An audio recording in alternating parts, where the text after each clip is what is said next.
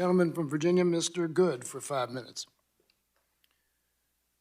Thank you, Mr. Chairman. Director Young, would you say that this administration is economically, financially, and fiscally incompetent and doesn't understand the consequences of this indefensible budget? Or worse, does this administration does understand the tremendous harm they're doing to the country and therefore wants to destroy the country financially and bankrupt our future? Mr. Good, thank you for that. I don't accept either of those. Yeah, I'm going to reclaim my time and not make you try to defend the indefensible. A small business owner within the hour just told me on the phone, he's a builder, a developer, a job created with my home district in Virginia 5, and he just said, quote, nothing they're doing makes sense unless they hate the country. So again, I'm going to take most of my time to speak rather than ask you to defend the indefensible, because this proposed budget exposes either the incompetence or the deviousness of this administration. You literally couldn't do more harm fiscally to the country unless you were doing it on purpose. To spend $73 trillion, God forbid Democrats ever find out what comes after $1 trillion, so that you spend $73 trillion over the next 10 years, a 66% increase, 66% over the previous 10-year period. For what? What is the average American going to get for this budget? What are they going to get besides higher taxes on all Americans, more debt, which will require additional higher taxes, rapidly increasing inflation, which decreases purchasing power, in effect, another higher tax on Americans, less control over their own lives and how they spend their money, decisions they make from what kind of cars they drive to how they heat their homes, and a bleaker financial future for their children and their grandchildren. This budget proposes $58 trillion in taxes, 80% increase over the previous 10 years. The only thing the Democrats do more or raise more quickly than spending is taxes, again, on all Americans. But not to worry, to any American who has the misfortune of watching this hearing, not to worry, because this budget hires 87,000 more IRS agents. America, to make sure they collect those taxes they intend to increase on all of you, and to make sure that you pay what they consider to be your fair share.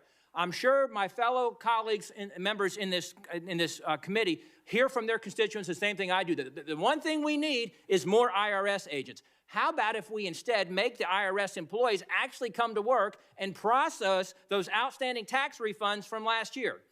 Incredibly, when we owe $30 trillion in national debt, and I'm embarrassed to say that on this committee, when I say that, I have members on the other side say, don't talk about how much we owe, because when I say it's $90,000 per citizen right now, $90,000 per citizen for 330 million Americans for $30 trillion in national debt, I get told by leadership on this committee, don't say that because we're not asking anybody to pay it back, as if it's not real, as if it's monopoly money and it doesn't matter, it doesn't count. It's already what the third largest budget item is, paying the interest on the debt. Every 1% increase in the interest rate costs us roughly $300 billion a year just to pay the debt.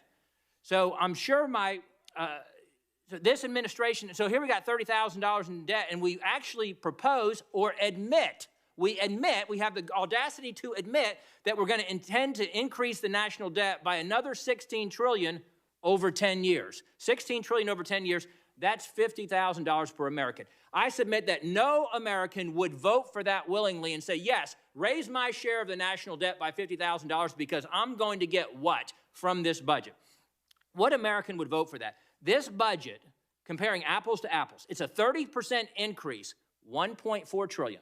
For fiscal 23, over the last year, fiscal 20, before the government crushed the economy in the name of the China virus. So in other words, it was $4.4 trillion budget in fiscal 19. Now in fiscal 23, or fiscal 20 rather, is $4.4 trillion. Now in fiscal 23, it's $5.8 trillion, a 30% increase. Incredibly, the incompetent and irresponsible response of this administration beyond that is trillion-dollar increases in the deficit as far as the eye can see. Meanwhile, this administration, the president said it during the State of the Union speech, and you've said it already here this morning, we're trying to give ourselves a medal and pat ourselves on the back because we're going to be the first administration in the history of the country to cut the deficit by $1 trillion in a year. So just because we're not spending the ridiculous amount that was unwarranted in the name of the China virus for this, and we don't have quite that much spending in this bloated, exorbitant, massive budget proposal, Director Young, how can you keep the title of the Director of Management and Budget? Don't you think it should be called the Director of Mismanagement and Excessive Spending? I mean, is that management? Is that budgeting what we're doing? Mr. Good, if you would like a policy that cuts Medicare and Social Security, which you are promoting, either you raise revenues on the wealthy, or you. What I or you propose cut is Medicare we don't and Social bankrupt the Security. future of America, and we don't do it on the backs of our children, our grandchildren. Gentleman's time has expired.